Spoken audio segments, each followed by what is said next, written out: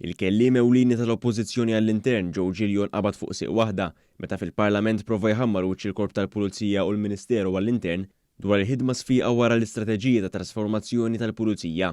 Fil-Parlament Gillion staqsa fuq kull kapitlu ta' din l-istrateġija li ġiet imnedija fl-2020 u permezz ta' tweġibiet li nataw ħareġ b'mod beraħ kif din l-istrateġija qiegħda fi stat avvanzat ta' implementazzjoni.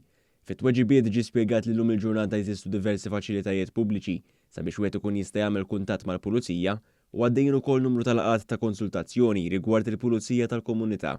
Apparti minn hekk issemma wkoll it-tiġdid fl-Uffiċċju tal-Affarijiet Interni għall-Istandards Professjonali u l-fatt li ġew introdotti numru ta' proċeduri standard ta' kif għandhom isiru l-affarijiet. Qed isiru wkoll verifiki fuq il-membri tal-Korp tal-Pulizija. Saret referenza għall-iżvilupp ta' diversi indikaturi ewlenin ta' prestazzjoni u l-pubblikazzjoni ta' riżultati li jkunu nkisbu mid-diversi dipartimenti tal-Pulizija, fosthom arresti u persuni mresqin il-qorti. Fil-Parlament intqal ukoll li ġie introdott uffiċjal tal-integrità u beda xogħol fuq sistema diġitali li timmaneġġja l-każijiet u sar anke xogħol fl-Uffiċċju ta' Riżorsi Umani.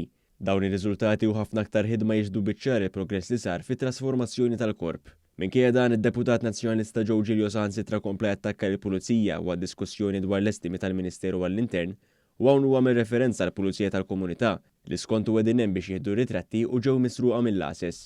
Dan minkejja l-fatt li d-deputati nazzjonalisti ftaħru li l-idea tal-Pulizija fil-komunità kienet tagħhom.